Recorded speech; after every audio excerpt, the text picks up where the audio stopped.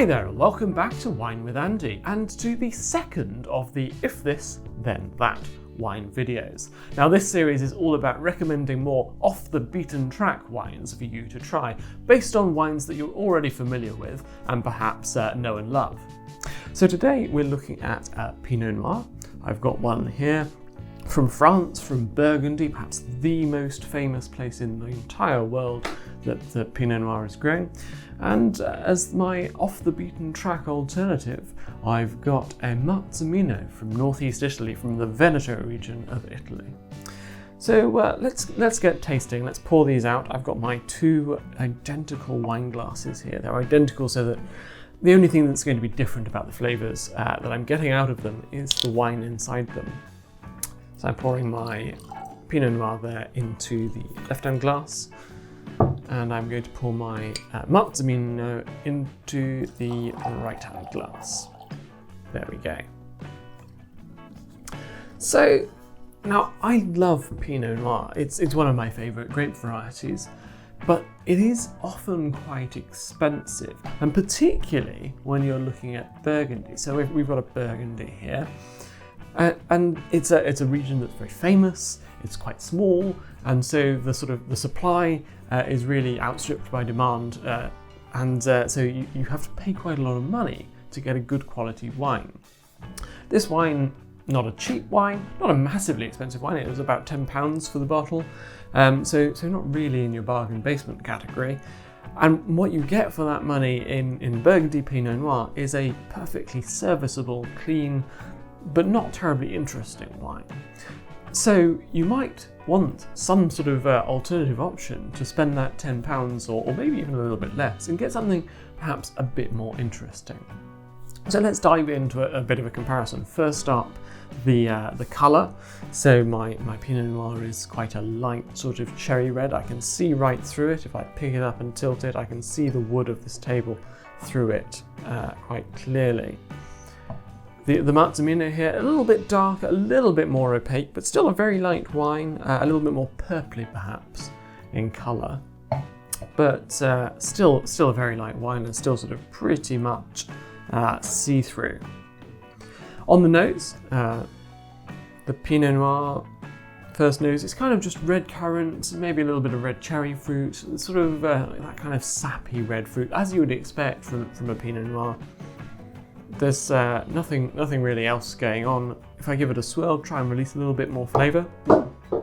Lost a cork. Well, there's a little bit more flavour there.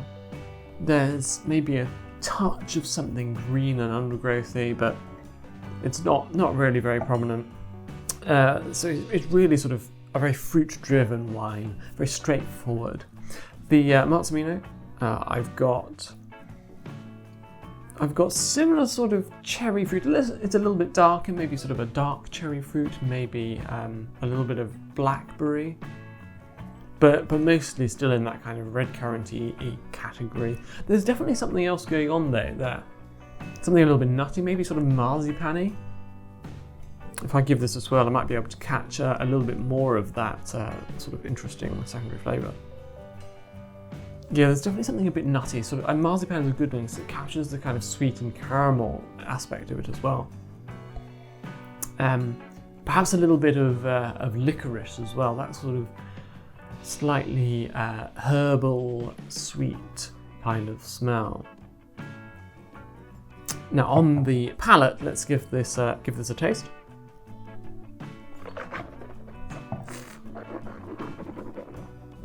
So, remembering to swirl around inside the mouth.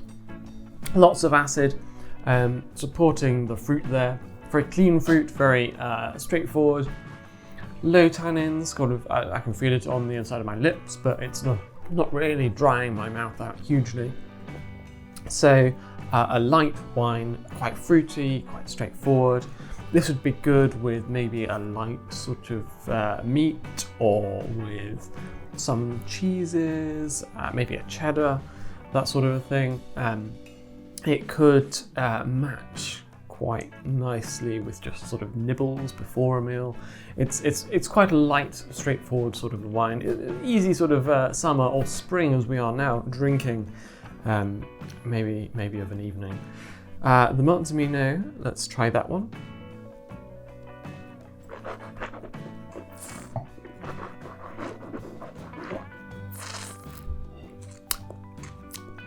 So there's a touch more weight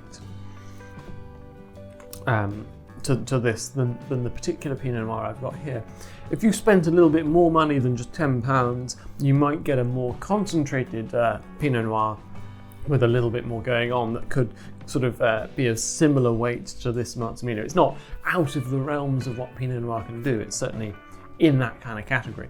But from the two wines that I've got in front of me, this is actually slightly more tannic, slightly bigger in the mouth. It's certainly got a much greater concentration of flavour. It feels like there's more wine in my mouth.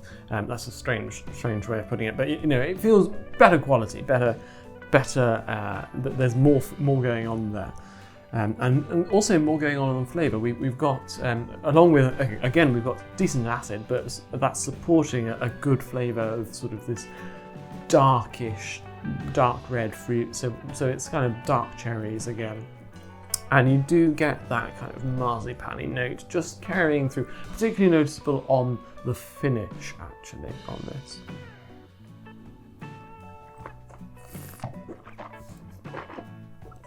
So this, overall, similar sort of category, similar sort of flavours. You've got that core of red fruit. It's just that this Marzemino offers that little bit more. Oomph, a little bit more complexity, a little bit more interest. And actually, I think this was maybe it was on offer when I picked it up, but I think I paid £8 for this bottle.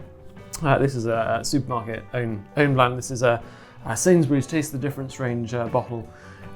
But a very, very good value compared to that Pinot Noir, and definitely something to consider should you come across it on a wine list or in the supermarket, and you like Pinot Noir, but you maybe don't want to spend £10 for a wine that is essentially just fine. It's serviceable, good, perfectly pleasant, but not very interesting. The Marzemino is definitely my preference out of these two, and it's £2 less. So there we go, bargain. If you do spot a Marzemino on your travels down the supermarket wine aisles or on a wine list when such things are really available again, then why not go and take it for a spin? Until then, I'm going to continue sipping away at this Marzemino here, and cheers.